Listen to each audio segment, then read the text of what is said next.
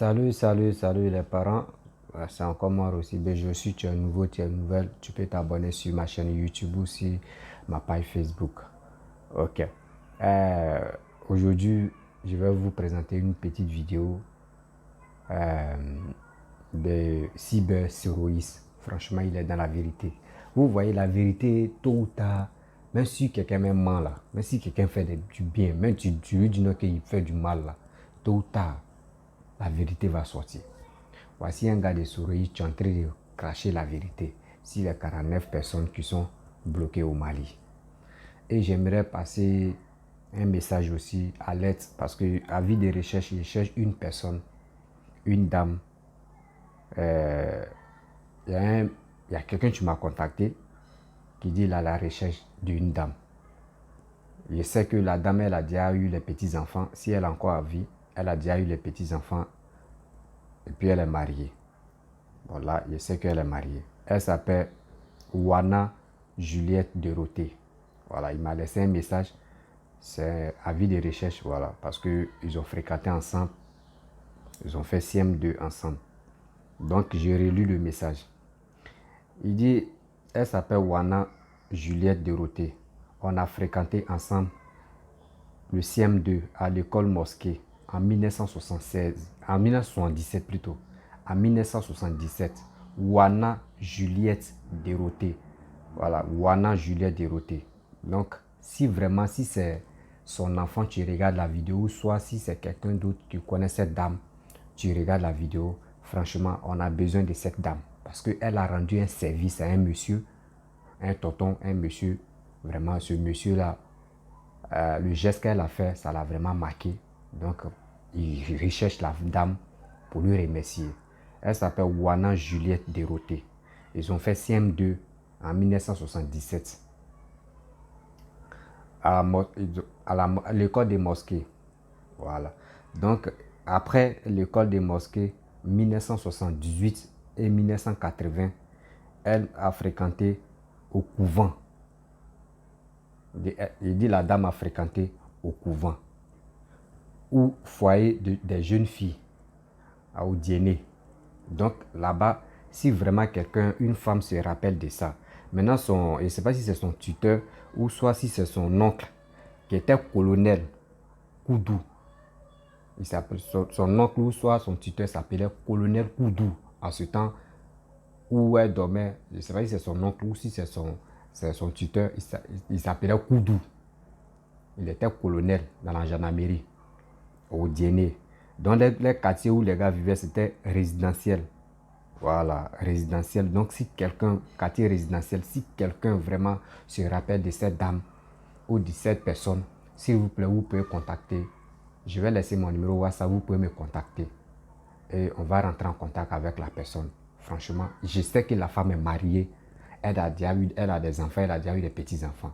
C'est pas pour dire on veut la draguer ou soit on veut faire... Non, c'est parce qu'elle a rendu vraiment un service. Le service qu'elle a rendu au papa là ou au monsieur là, franchement, ça l'a beaucoup marqué. C'est pour cela qu'on recherche cette dame. Voilà, donc franchement, je voulais vous montrer, je voulais vous présenter une vidéo d'un souris qui a vraiment parlé. Et à travers ça maintenant, je vais décortiquer ce qu'il a dit. Parce que franchement, il est dans ses vérités. On ne peut pas mentir. Rien que rien. Quand tu es dans les véridiques, on doit te soutenir. Parce que je suis tombé sur sa vidéo et dit non, aujourd'hui un souris est en train de parler. On doit vraiment l'écouter. Voici la vidéo. Donc, ce qui s'est passé au Mali hier là, et puis nous avons vu des soldats ivoiriens être arrêtés. Il n'y a pas encore eu de communiqué. En tout cas, à ma connaissance, le Mali n'a pas encore communiqué officiellement. Le gouvernement malien n'a pas encore dit à quelqu'un, dans un communiqué écrit ou lu, que les Ivoiriens venaient au Mali pour faire coup d'État. Il n'y en a pas. Il n'y a pas ce communiqué d'abord. Ni le Mali, ni la Côte d'Ivoire, aucun État n'a encore communiqué officiellement sur la question. Donc, ça veut dire quoi? Que tout ce qu'on dit là, c'est des spéculations. Chacun analyse en fonction de sa position. Il y a des sujets là. on n'analyse pas en fonction de sa position. Que tu sois partisan de Ouattara ou que tu ne sois pas partisan de Ouattara. Est-ce que vous voyez? Les soldats ivoiriens au Mali, ce ne sont pas les enfants d'Alassane Ouattara, ce sont les soldats de la Côte d'Ivoire. Moi, de point de vue général, il faut aller d'abord, c'est-à-dire, vous savez, un pays là, ce n'est pas un individu, ce n'est même pas un régime. Un pays, c'est un ensemble de tout. Oui. Quand tu es ressortissant d'un pays et que tu, comment dire, la personne qui gère le pays, tu n'es pas d'accord avec lui, ça veut dire que tu es opposé à lui, donc tu es opposant là. Il y a des sujets qu'on traite avec objectivité au moins. C'est-à-dire quoi? Les sujets comme ça sont très délicats. Une fois un sujet affronte ou confronte deux pays, il faut faire attention. Maintenant, Alassane Ouattara peut lui prendre des mesures ou bien des décisions en tant qu'Alassane, en tant que chef de l'État contre le Mali. Ça là en ce moment-là, on apprécie ça. Mais hier, quand les soldats ivoiriens sont allés au Mali, là, ils ne sont pas partis dans un véhicule 4x4. Ils ne sont pas rentrés au Mali dans voiture. Ils ne sont pas allés en moto. Ils sont allés dans avion. Avion. Et puis, ce qui me fait mal, ou bien ce qui me dérange, ça ne me fait pas mal. Parce que ça, c'est trop émotif. Mais ce qui me dérange, ceux qui connaissent comment un avion voyage, pour faire décoller un avion, comment ça se passe là? Ceux qui savent, c'est eux maintenant qui sont au premier plan pour dire que c'était possible, cette alternative-là, cette hypothèse est possible, c'est-à-dire aller faire un coup d'État au Mali en passant par un aéroport. C'est-à-dire quoi? Voici les soldats, je crois 40 ou 50, je n'ai pas le nom exact. Ils vont au Mali dans un avion ivoirien, c'est-à-dire ils quittent Abidjan avec des armes dans l'avion et puis ils atterrissent au Mali à l'aéroport. Et puis l'aéroport du Mali là n'est pas sécurisé par les soldats ivoiriens. Hein. Cet aéroport est sécurisé par les Maliens. Alors, vous voyez, on fait pas un coup d'État comme ça. L'hypothèse de coup d'État là, moi je dis, ça là, moi je refuse. Pour le moment, on n'est qu'à enlever ça dedans. En attendant un communiqué. On peut, moi, me dire qu'il y a eu un supplétif. Ça veut dire quoi? On peut, moi, me convaincre pour dire, en fait, s'il y a eu problème là, c'est parce que les autorités maliennes se sont rendues compte que le nombre de soldats qui leur avait été communiqué n'était pas ce qu'ils ont trouvé dans le vol. Ça, je peux dire, ah, ils ont raison, hein. Ça là, ça veut dire que c'est suspect. Mais pourquoi? Donc, on va maintenant au contrôle dans les enquêtes pour situer les responsabilités. Mais c'est tellement gros l'épisode, enfin, l'hypothèse de coup d'État est trop gros. Ça veut dire que eux, les 50 soldats là venaient au Mali, dès qu'ils descendent à l'aéroport, ils sortent de l'aéroport, ils prennent des 4x4 qui sont déjà garés là-bas, les autorités maliennes ne savent pas, et puis vont directement peut-être au palais pour aller prendre Assimi Goïta. Vous voyez comment est-ce que ça c'est un film qui ne peut pas être réalisé? Il y a des films même, il ne faut pas penser à ça. Parce que un vol avant de décoller, il y a ce qu'on appelle la tour de contrôle. C'est-à-dire au Mali là, Assimi Goïta même peut-être il ne sait même pas comment ça fonctionne. C'est-à-dire il ne sait même pas, un vol quand il décolle, avant même de décoller, il est en liaison. Voilà. Dans leur jargon, on dit, il est en liaison avec l'aéroport d'atterrissage. Et l'aéroport d'atterrissage, là, ceux qui sont là-bas, là, c'est des autorités. Ils sont là-bas sous la supervision des autorités maliennes. C'est des Maliens. Eux, là, c'est quand le vol atterrit maintenant que eux, ils procèdent au contrôle. Mais il y a des gens qui ont pris vol et puis ils parlent de ce sujet comme si eux savent pas quoi. Un vol, ce n'est pas un cas de UTB.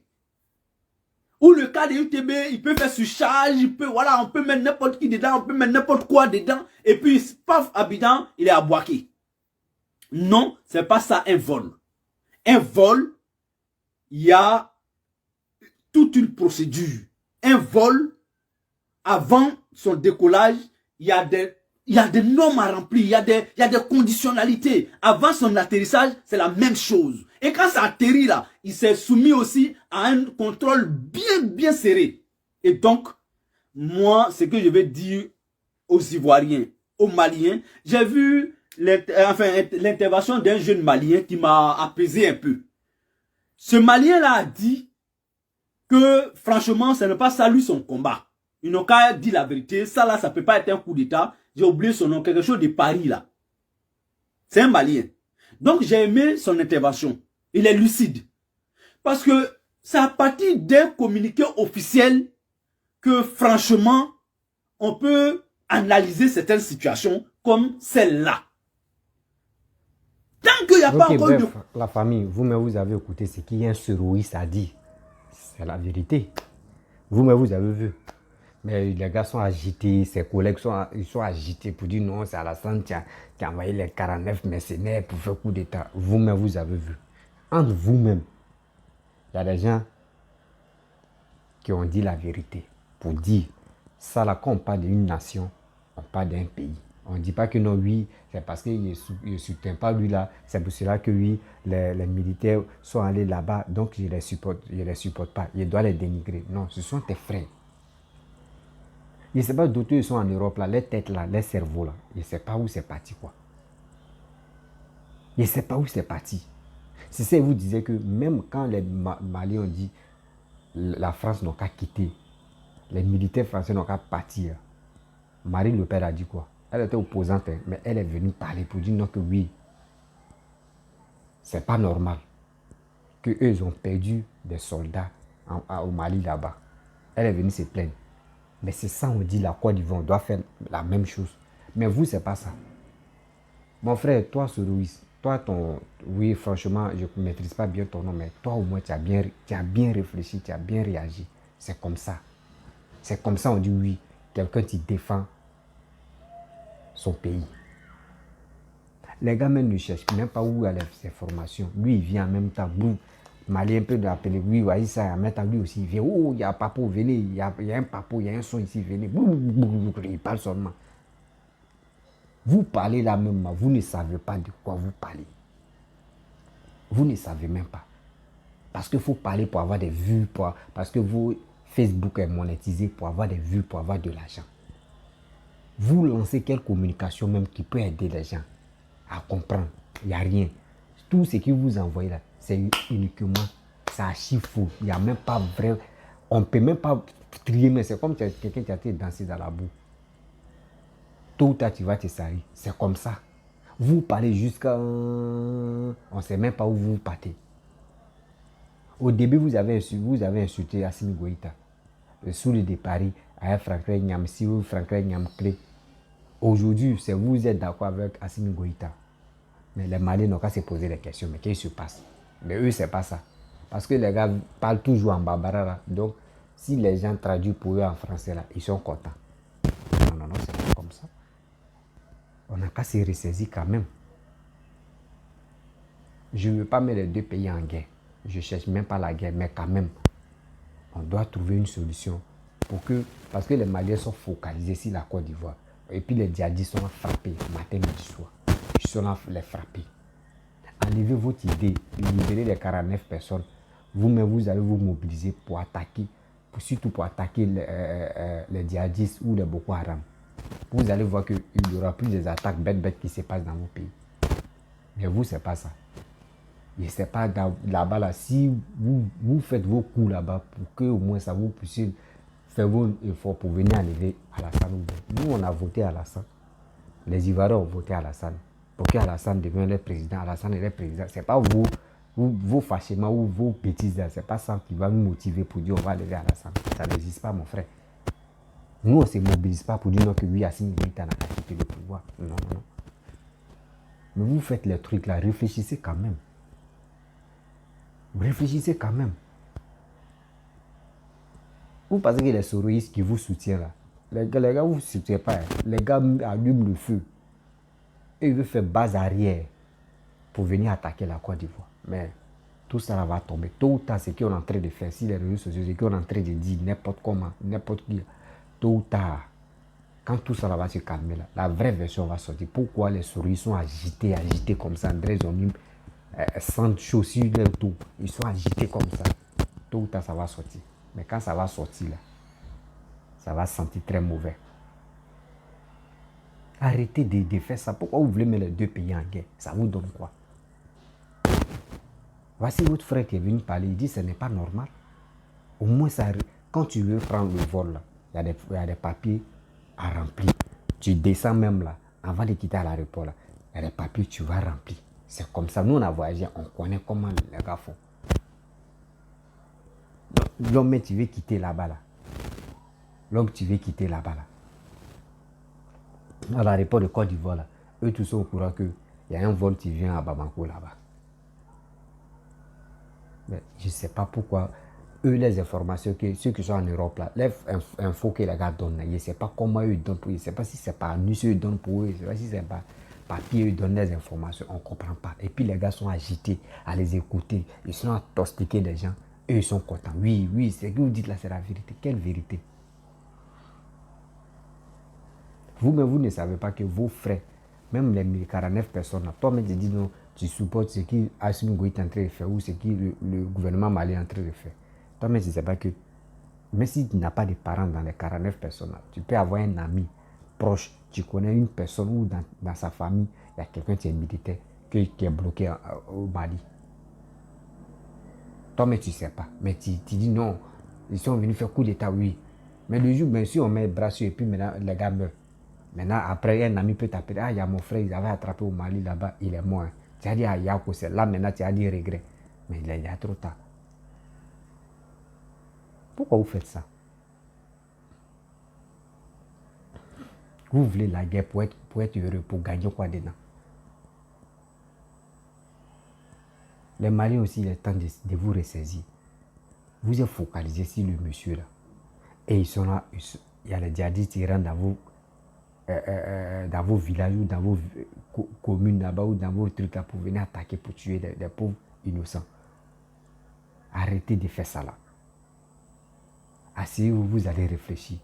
Vous allez libérer les Ivoiriens. Si vous voulez là, dites-nous que vous ne voulez plus voir un Ivoirien qui est en tenue au Mali.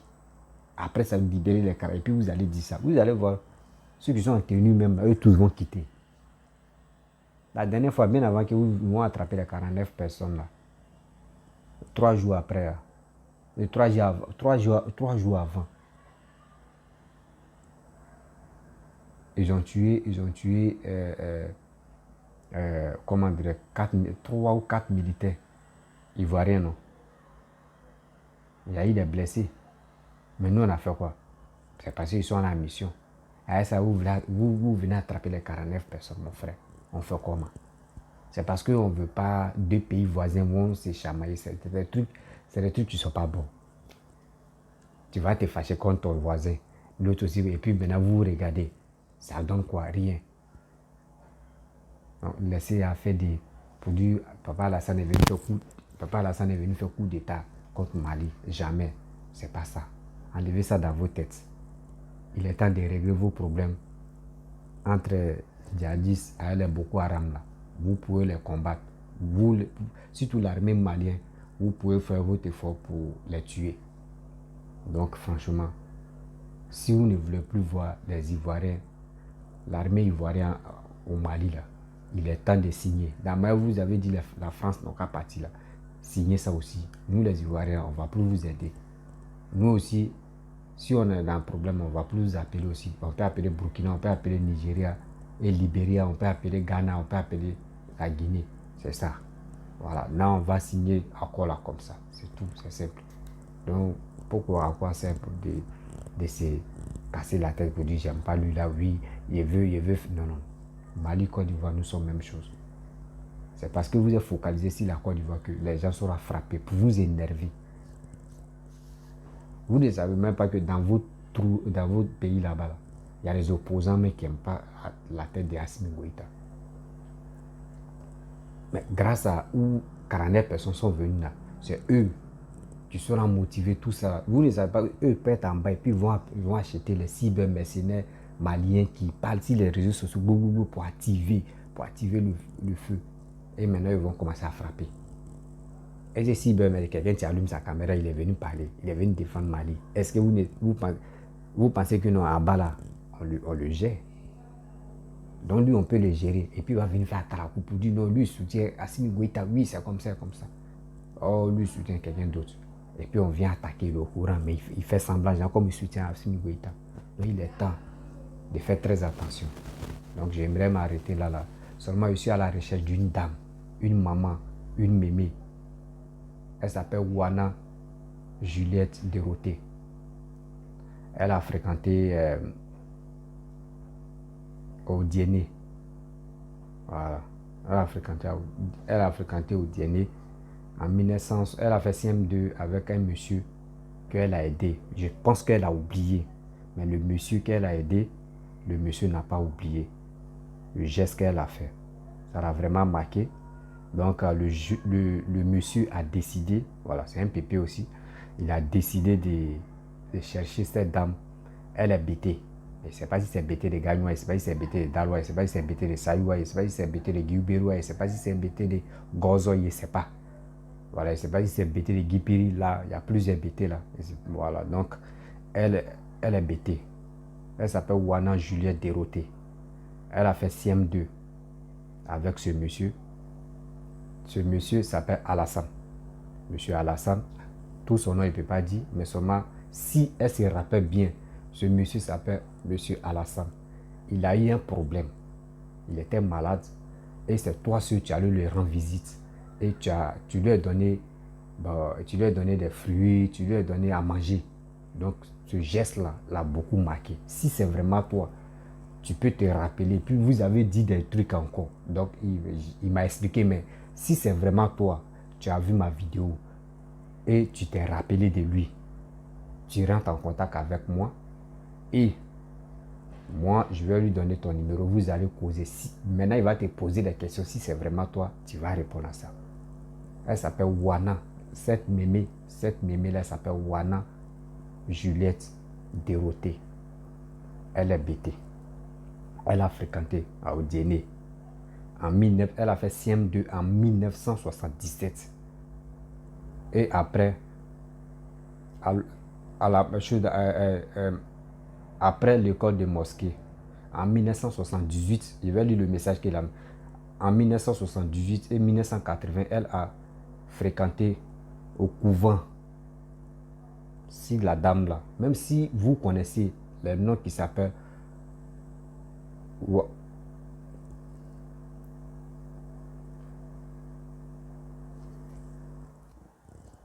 excusez-moi, il y a quelqu'un qui m'a appelé là donc. Donc elle s'appelle Wana, cette mémé là. Parce que temps de 1977 là, CM2 1977, ça c'est une mémé. Donc en 1977, ils ont fréquenté ensemble. Elle s'appelle Wana Juliette Deroté. Voilà. École mosquée.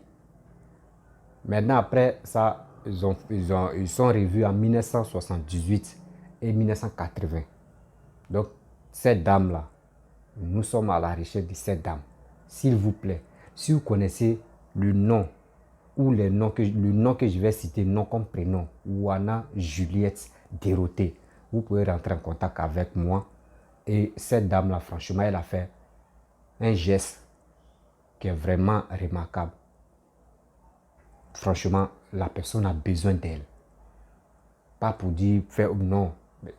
Ils étaient vraiment amis d'enfance, ils ont fréquenté ensemble. Le geste, surtout le geste que cette mémé a fait à leur temps, franchement, ça l'a vraiment touché.